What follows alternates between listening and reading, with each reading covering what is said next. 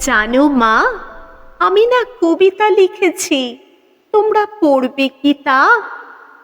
মার কাছে গিয়ে খাতা মেলে ধরে ছোট্ট অপরাজিতা। রাগী চোখ মেলে মা তাকে বলেন, মাথা কি খারাপ হলো? ছাই পাশ সব না লিখে বরং অঙ্কের খাতা খোলো। গুটি গুটি পায়ে গেল সে বাবার কাছে। কবিতা লিখেছি, ও বাবা, তোমার দেখার সময় আছে? মুখটি না তুলেই বললেন বাবা, কবিতা লিখেছ? বেশ, পড়ব তো বটেই, আগে খবরের কাগজটা করি শেষ।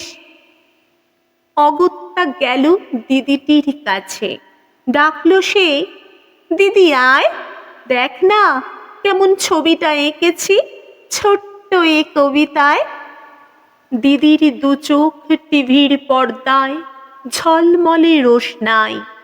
বলল, কবিতা তুই লিখেছিস? কবিতা না ওটা ছাই?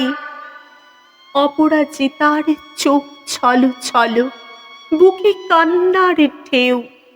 তার লেখা এই প্রথম কবিতা দেখল না পড়ে কেউ। একা ঘরে বসে সামনে তাকালো মালাতে সাজানো ছবি। স্নিগ্ধ দু চোখে রয়েছেন চেয়ে সহজ পাঠের কবি। কবিতার খাতা মেলে সে ধরল, ঠোঁট দুটি থর থর। বলল, ঠাকুর, কেউ না পড়ুক, তুমি এ কবিতা পড়ো। কি জানি কি করে কি যে হয়ে গেল, এ কথার সাথে সাথে রবি ঠাকুরের মালা থেকে ফুল ঝরল সে খাতাটিতে। মনে হলো তার সামনে দাঁড়িয়ে বুঝি রবীন্দ্রনাথ। মাথার উপরে রাখলেন তার আদরে মাখানো হাত।